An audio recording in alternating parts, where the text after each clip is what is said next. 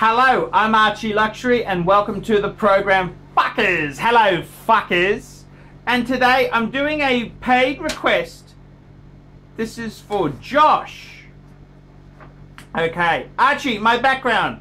Middle class roots, doing okay for myself these days. I am still blue collar but make a comfortable living. I invest as much as I can and like to buy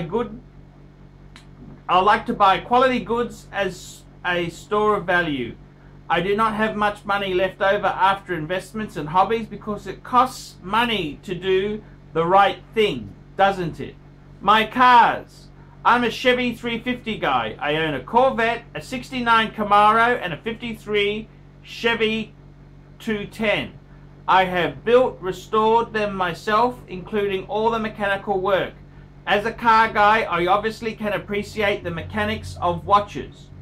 My watches, I started off with Hamilton because I always appreciated their mainstream ETA movement. And I took pleasure in getting a watch with an engine compatible to other brands at a fairer price. I liked Hamiltons because in my mind they were a way to one-up tag owners. Archie, I should tell you that I'm in New Jersey and I'm surrounded by Mafia Guido types. These guys sport tags, Movados or Rolexes on one wrist and gold chain bracelets on the other. I like Rolex but cannot wear one. Too many soprano types in New Jersey have them. I have watched your videos and curse you. You make owning a really great watch seem required. Question. I like the Jaeger-LeCoultre Geophysic reissue. The stainless crosshair version speaks to me in both price and style. Do you think it's a bit cheesy being a reissue? Is this a detriment to the watch? The Omega Man on the Moon automatic comes to mind and how it is worn by assholes. Even on the Jaeger-LeCoultre website they listed the watch under the novelty category. What's wrong with this watch in your opinion, if anything? Thanks and God bless you. What do I think, Josh? We specialize in the repair of Rolex and Patek Philippe watches. We've been doing the same thing for more than 25 years. We have Rolex technicians certified by Rolex who actually used to work for the company for many years, like if we're doing the work on the factory. We completely disassemble the watch and we put it to work like brand new condition. When you get a pre-owned watch, it's like if you're getting a brand new unit. The only difference is the money.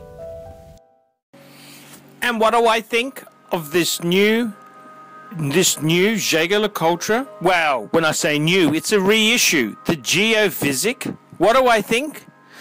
I quite like it. I don't mind it at all.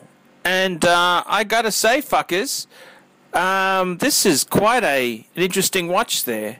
And yes, I'm more of a reverso man myself, I understand. But the Geophysic, it's quite a nice looking model there.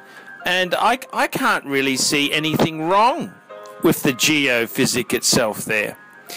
It's quite a cool watch. It's quite a cool watch. And I kind of like it. So let's have a look at what are they going for on let's go and have a look.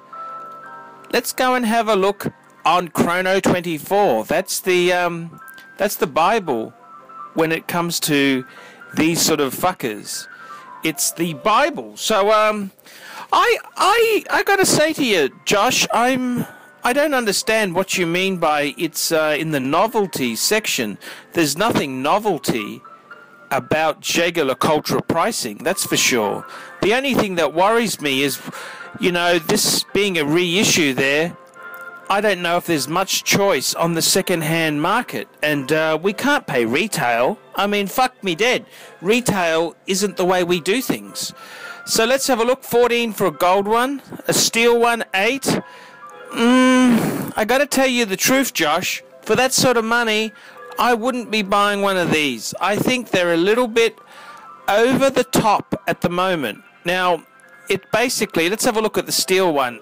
It's just a very simple, sort of piece there. I'd much rather have a Reverso than that, to be honest with you, Josh. But hey, if you really want one, I don't see them being that hot. I think the classic Reverso or the Master Control is the way to go. But if you want one, there's a good reason why Rolex is worn by most hoodlums, gangsters and spivs in your area, and that's because they have excellent resale value. Personally, a first watch for a guy who loves Chevys, I tell you this now, I'd be going Rolex Submariner. And if you want to be a bit different, why don't you go for an Explorer 2 Polar? That's a little bit different. You don't see that many of those. That's probably the least well known of the fuckers. The Geophysic, I quite like it, but I think it's too new to get a bang per buck second-hand bargain. And Jaeger-LeCoultre on the second-hand market, they drop a bit. And I got a feeling this model here is going to be a bit of a sinker, okay? Not saying anything wrong with this model. I love it, but you're going to be paying very close to retail pricing because it's so new. And I wouldn't be doing that personally, okay? I think you're better off get yourself an Explorer 2. That's my advice to you. Get an Explorer 2. That's what I'd be buying. An Explorer 2. And later on, you can get this Geophysic thing. Once the prices have hit the second-hand market and dropped, that's what I would be doing. I wouldn't be paying fucking full price just because you like it. That's a terrible thing to do. You got to buy bang per buck. And the Explorer 2 is really, I think that's a tastier watch. That's a much tastier watch. And it's on a steel bracelet. I think that's a better mix for you. I'm sorry. This is my opinion. I'm the guru. I'm giving the advice there. So I would really be going Rolex Explorer 2, the 16570. That's what I'd be doing. I think they're a great watch. Great bang per buck. A fair whack cheaper. And you can get one of those Jaeger-LeCoultres in a couple years' time. Pennies in the dollar, fuckers. Pennies in the dollar. So that's what I would be buying. That's my advice. So I think for you, there's a good reason all the Mafia types, the Guido types like Rolex, and that's because they also know Rolexes hold their value so well. So my opinion is, go Explorer 2. You can get one of those Jaegers as a dress watch down the track, but not at the moment. Please hold back. I'm ArchieLuxury, delivering the truth to my viewers. Tell me what you fuckers think of that.